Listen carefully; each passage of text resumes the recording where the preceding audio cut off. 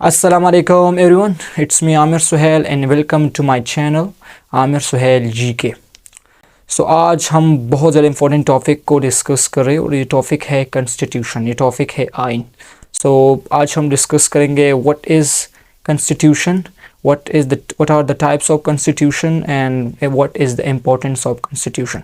So let's start करते हैं इस वीडियो को। So first we will discuss about what is constitution is। first हम constitution को discuss करेंगे constitution है क्या चीज़।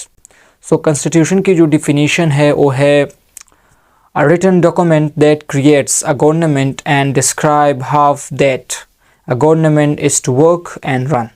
it lists the power of the government has and its responsibilities।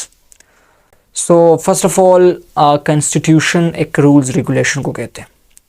Constitution एक ऐसा रूल्स रेगुलेशन है कि हर एक स्कूल के अंदर होता है एक टाइम टेबल, जिस टाइम टेबल के ज़रिए आप लोग क्लासेस लेते, जिस टाइम टेबल के ज़रिए आप लोग स्टूडेंट्स को डिफरेंट रिस्पॉन्सिबिलिटीज़ और डिफरेंट मेथड्स प्रोवाइड करते कि कैसे स्कूल चलेगा। फॉर एग्ज़ाम्पल आप एक प्रिंसिपल ले लें, एक प्रिंसिपल सारे स्कूल को चलाता है with the help of time table, with the help of curriculum, और उस करिकुलम और टाइम टेबल के ज़रिए उस स्कूल को चलाता है ताकि उसके अंदर क्लासेस अच्छी तरीके के साथ लग सके, स्टूडेंट्स की जितनी राइट्स है वो प्रोवाइड करता है, वो सब चीज़ें टाइम पे होती है।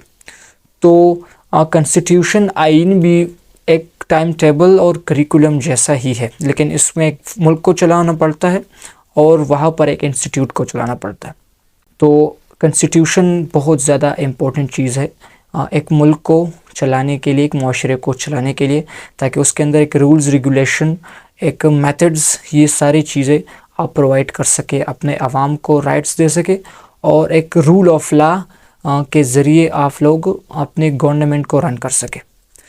सो अभी इसकी हिस्ट्री के बारे में हम बात करेंगे। सो द फर्स्ट कॉन्स्टिट्यूशन जो हुआ था, सबसे ओल्डेस्ट कॉन्स्टिट्यूशन जिसे हम कहते हैं, वो 1600 के अंदर होता है, 1600 के अंदर हुआ था। ये होता सैन मरीनो के अंदर, ये रिपब्लिक ऑफ सैन मरीनो के अंदर फर्स्ट कॉन्स्टिट्यूशन, वहाँ पर कहते हैं कि फर्स्ट सबसे ओल्डेस्ट कॉन्स्टिट्यूशन जो था वो सैन मरीनो के अंदर हुआ था। फिर उसके बाद हुआ था 1781 के अंदर, ये यूएसए के अंदर हुआ था।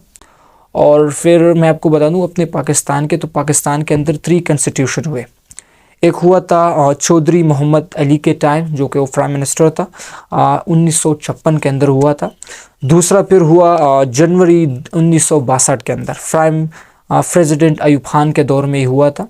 और तीसरा हुआ था 1973 के अंदर, प्राइम मिनिस्टर जुल्फ़िकार अली भुट्टो के अंदर ये हुआ। और ये अभी भी है 1973 का in full of complete of rights है, बहुत बेहतरीन कॉन्स्टिट्यूशन है 1973 का, जो अभी भी पाकिस्तान के अंदर चल रहा है। अभी कॉन्स्टिट्यूशन के कुछ टाइप्स हैं, मैंने यहाँ पर 3 बेसिक टाइप्स, 3 मेन टाइप्स को यहाँ पर मैंने डिस्कस किया है। उसमें फर्स्ट कॉन्स्टिट्यूशन हमारे साथ है रिटन कॉन्स्टिट्यूशन, दूसरा कॉन्स्टिट्यूशन हमारे साथ है अनरिटन कॉन्स्टिट्यूशन, और तीसरा कॉन्स्टिट्यूशन हमारे साथ है फ्लेक्सिबल कॉन्स्टिट्यूशन। सो ये 3 मेन टाइप्स है कॉन्स्टिट्यूशन के, और भी है लेकिन मैंने ये 3 आप लोगों के लिए लाए हैं कि आप लोग इसको समझ सके। So first of all we will discuss the first constitution is written constitution. तो इसकी डिफिनीशन ये है कि written constitution has been written and contains all of the facts in a book form that can be consulted at any time। written constitution आप नाम से ही जाहिर है कि ये फिजिकल स्टेट में होगा, ये एक डॉक्यूमेंट के स्टाइल में होगा, ये एक बुक के स्टाइल में होगा, जो कि बहुत ज़्यादा मैं कहता हूँ कि सबसे बेहतरीन आइन जो होता है वो रिटन फॉर्म में होता है। ये एक बुक के स्टाइल में होगा, एक डॉक्यूमेंट एक फिजिकल स्टेट के अंदर होगा, रिटन, अब नाम से ही जाहिर है कि रिटन कॉन्स्टिट्यूशन। ये कौन कौन सी कंट्रीज़ में है? तो फर्स्ट ऑफ ऑल ये कंट्रीज़ एग्जांपल में आता है India, USA, France, Australia, Denmark and New Zealand and Brazil. इन सारे कंट्रीज़ के अंदर ये रिटन कॉन्स्टिट्यूशन चल रहा है। दूसरा जो कॉन्स्टिट्यूशन है हमारे साथ वो है unwritten constitution. Unwritten constitution refers to the constitution not codified in a structured manner ये बहुत ज़्यादा इम्पोर्टेंट है क्योंकि अनरिटन कॉन्स्टिट्यूशन के अंदर इसके अंदर कोई ये इरेगुलर होता है, इसके अंदर कोडिफाइड नहीं होता, ये जो है बुक के स्टाइल में या ये डॉक्यूमेंट के स्टाइल में नहीं होता। नाम से ही ज़ाहिर है अनरिटन कॉन्स्टिट्यूशन। इसके अंदर कोई स्ट्रक्चर नहीं होता, ये अनरिटन होता है। इसके अंदर आता है Saudi Arabia, New Zealand, Canada and United kingdom. ये इसके सारे कॉन्स्टिट्यूशन जो है ये अनरिटन है। फर्स्ट ऑफ ऑल मैं आपको बता चलूँ रिटन कॉन्स्टिट्यूशन के पाकिस्तान के कॉन्स्टिट्यूशन जो आते हैं 1973 का जो कॉन्स्टिट्यूशन है वो रिटन कॉन्स्टिट्यूशन है। इसके बाद आता है फ्लेक्सिबल कॉन्स्टिट्यूशन। ये बहुत ज़्यादा इंपॉर्टेंट कॉन्स्टिट्यूशन है। फ्लेक्सिबल जैसे कि नाम से ज़ाहिर है, ये डिफिनीशन है कि a flexible constitution is a type of constitution that can be easily changed in the ordinary legislative processes. ये बहुत ज़्यादा इम्पॉर्टेंट कॉन्स्टिट्यूशन है, ये फ्लेक्सिबल है, जिसे आप चेंज कर सकते हैं according to situation, according to legislative. ये बहुत ज़्यादा इम्पोर्टेंट है। अगर एक प्राइम मिनिस्टर प्रेसिडेंट आता है तो वो अपने लिए वो चेंज कर सकता है, उसके रूल्स रेगुलेशन में तब्दीली ला सकता है। कॉन्स्टिट्यूशन फ्लेक्सिबल कॉन्स्टिट्यूशंस नाम से ज़ाहिर है कि इसके अंदर आप चेंजेस कर सकते हैं हर टाइम। एक न्यू प्रेसिडेंट आया, न्यू प्राइम मिनिस्टर आया, उसके अंदर चेंजेस कर सकते हैं। इसके जो एग्ज़ाम्पल है वो हमें दिया जाता है यूनाइटेड किंगडम। यूनाइटेड किंगडम जो है उसका जो आइन है वो फ्लेक्सिबल है। इसके साथ साथ यूएसए का भी फ्लेक्सिबल है क्योंकि वहाँ पर जो प्रेसिडेंट आते हैं अक्सर वो अपने लिए वो चेंज करते हैं। इसके बाद इस तीनों टाइप्स को तो हमने पढ़ लिया। इसके बाद जो मेन है वो है इम्पोर्टेंस ऑफ कॉन्स्टिट्यूशन।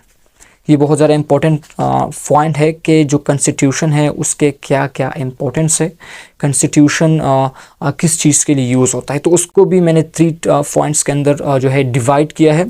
एक हमारे साथ है प्रोटेक्शन ऑफ राइट्स, दूसरा है रूल ऑफ लॉ और तीसरा है structure of government. So first of all हम स्टडी करते हैं protection of rights. So this is the very important. एक कॉन्स्टिट्यूशन का जो मेन किरदार होता है प्रोटेक्शन ऑफ राइट्स, आवाम को राइट्स देना।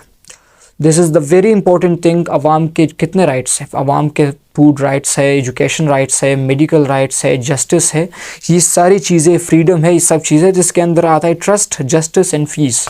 ये सबसे मेन पॉइंट्स है। जस्टिस, फीस, ये सारी चीज़ें जो है ये ऑफ राइट्स के अंदर आते हैं। इक्वल राइट्स देना, ह्यूमंस को, ऑल पीपल को ह्यूमन राइट्स देना। सो ये जो है कॉन्स्टिट्यूशन का काम होता है कि उसको आप राइट्स देंगे, उसको आप जॉब देंगे, उसको आप जो है जस्टिस देंगे, पीस देंगे, फ्रीडम देंगे, मेडिकल देंगे, एजुकेशन देंगे। ये सारे राइट्स के अंदर आता है। तो कॉन्स्टिट्यूशन का जो मेन किरदार होता है वो होता है इक्वल राइट्स।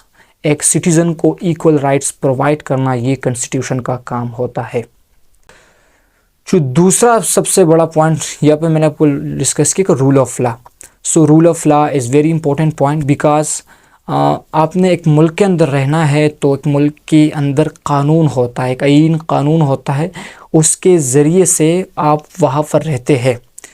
अगर आपने किसी को मार दिया तो आपको क्या सज़ा दी जाएगी, आपको कौन कौन से रूल्स रेगुलेशन से पास किया जाएगा। So this is the very important thing कि रूल ऑफ लॉ आपको कॉन्स्टिट्यूशन प्रोवाइड करती है। जैसे को मैंने आपको एग्जांपल दिया था ना स्कूल का।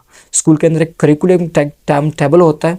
अगर आपने छुट्टी की स्कूल के अंदर आपने छुट्टी की तो आपको फ़ाइन किया जाएगा, आपको कितने रुपीस फ़ाइन की जाएगी। सब चीज़ें प्रिंसिपल ने उस टाइम टेबल और करिकुलम के अंदर आपको लिख के दी होते हैं। So this is the very important कि रूल ऑफ लॉ प्रोवाइड करता है कॉन्स्टिट्यूशन। कैसी ज़िंदगी गुजारनी एक मुल्क के अंदर, उसके आइन की पासदारी करनी है और उसको आगे प्रमोट करना है। तीसरा जो सबसे इम्पोर्टेंट है वो है स्ट्रक्चर ऑफ गवर्नमेंट। ये बहुत ज़्यादा इम्पोर्टेंट है कि कॉन्स्टिट्यूशन जो गवर्नमेंट होता है, जो आप पे हुक्मरानी करता है, तो this is the very important कि उसके स्ट्रक्चर को बरकरार रखता है कॉन्स्टिट्यूशन। एक होता है प्राइम मिनिस्टर, प्राइम मिनिस्टर्स के साथ प्रेसिडेंट अक्सर होता है, प्रेसिडेंट के साथ प्राइम मिनिस्टर के साथ जो है एक वज़ीर आज़म होता है, उसके साथ वज़ीर आला होते हैं। तो सारे मुल्क को पाकिस्तान के अंदर देखें 4 सूबे हैं, तो हर एक सूबे का अपना जो है वज़ीर आला है, जिसे हम चीफ मिनिस्टर्स कहते हैं। और सारे मुल्क का जो होता है एक ही प्राइम मिनिस्टर होता है, एक ही प्रेसिडेंट होता है। उसके साथ एजुकेशन मिनिस्टर्स होते हैं, रेलवे मिनिस्टर्स होते हैं, उसके साथ डिफरेंट मिनिस्टर्स होते हैं जो सारे इकट्ठे होकर एक मुल्क को चलाते हैं। So this is the very important point कि कॉन्स्टिट्यूशन आपको क्या करता है, एक स्ट्रक्चर देता है, गवर्नमेंट को बिल्ड ऑफ करता है, पावर देता है गवर्नमेंट को, ताकि उसके साथ पावर हो कि वो कानून साजी करे और पे रूल्स रेगुलेशन चलाए, और पावर देते हैं। प्राइम मिनिस्टर को एक पावर मिलता है, प्रेसिडेंट को एक पावर मिलता है। So this is a very important कि कॉन्स्टिट्यूशन आपको स्ट्रक्चर ऑफ गवर्नमेंट बरकरार रखता है। एक प्राइम मिनिस्टर होता है, चीफ मिनिस्टर्स होते हैं, प्रेसिडेंट होता है, सारे के सारे चीज़ें जो है आपकी जो अदलिया है, सारी चीज़ें कौन चलाता है, कॉन्स्टिट्यूशन चलाता है, according to rules regulation of constitution. इसके बाद मैं आपको बताता चलूँ कि 1973 के अंदर जो ये कॉन्स्टिट्यूशन हमारा बना था, सो मैं कहता हूँ कि सबसे बेस्ट कॉन्स्टिट्यूशन जो पाकिस्तान के अंदर 3 गुजरे, लेकिन उसमें सबसे बेस्ट कॉन्स्टिट्यूशन 1973 का है। इसके अंदर आपको पूरे के पूरे प्रिंसिपल दिए गए हैं, एक जस्टिस दिए गए, कि इक्वलिटी एंड फ्रीडम दिया गया है। So this is the very important point कि हम इस कॉन्स्टिट्यूशन की पासदारी करें और इसको अच्छी तरीके से प्रमोट करें। हमारे सियासतदान को भी, सारे हुक्मरानों को ही चाहिए कि उसको प्रमोट करें और आगे बढ़ाए। So this is the very important thing. आज मैंने कॉन्स्टिट्यूशन पे बात की, कुछ बेसिक टाइप्स बयान किए, डिफिनेशंस बयान किए और बैकग्राउंड बयान किया। इसके साथ साथ मैंने आपको इसके कुछ इंपॉर्टेंट्स बातें भी बताई। So thank you very much for supporting me, और इस वीडियो को शेयर करें, इसको सब्सक्राइब करें, लाइक करें और आगे प्रमोट करें। Thank you.